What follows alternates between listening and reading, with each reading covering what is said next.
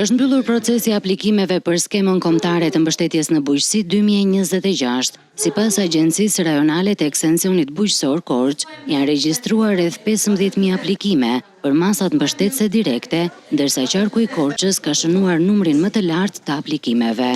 Interesi më i madh i fermerëve është përqendruar te pagesat për sipërfaqet e mbjella dhe masat mbështetëse për blegtorin. Nga ana e fermerëve ka patur interes të lartë për aplikimin e tyre, sidomos nga skema 1 dhe në skemën 9 ku janë skemat me pagesa direkte.